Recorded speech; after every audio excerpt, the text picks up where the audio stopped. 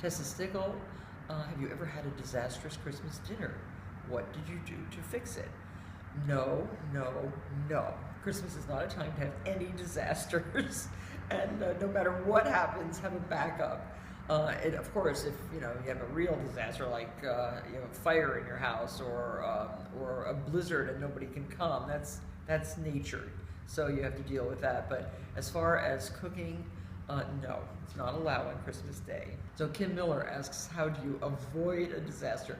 Well, if a disaster is going to happen, I don't know what you can possibly do. That's a natural disaster. But in terms of preparing your Christmas dinner, if you run out of propane gas and your stove turns off, then I think then you have to take everybody out. But that's extreme. If you're organized, have a menu that you're comfortable making. Don't try to do something new and different on Christmas Day if you're having a gang come over for dinner. Have something that you are comfortable making. Like if you're the expert at the standing rib roast, have a standing rib roast. If you're great at turkey, have a turkey. Those are the ways I think people can avoid having anything bad happen for the Christmas dinner, in fact. Cindy Cameron Critch asks, do you have Christmas Eve traditions? In her family, it's always homemade soup and buns. Well, we generally have our big dinner on Christmas Eve. And now with the babies, it's a little different because they don't stay up late. But Christmas Eve dinner traditionally was rack of lamb, scalloped potatoes, a wonderful salad of endive and mâche, and dessert was always croquembouche.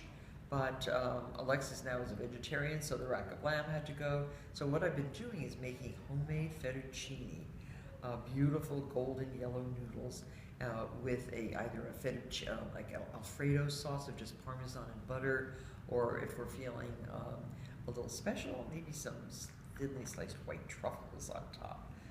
That's the kind of stuff we do now with a great salad and a dessert of maybe homemade sorbet.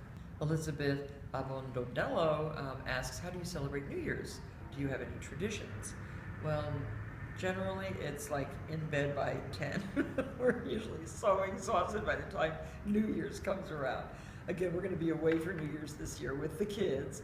I don't think Alexis will let me wake them up at midnight to see the ball dropping in Times Square. We have any television down there, but it's nice to have a glass of champagne and kiss everybody. That's a nice New Year's tradition.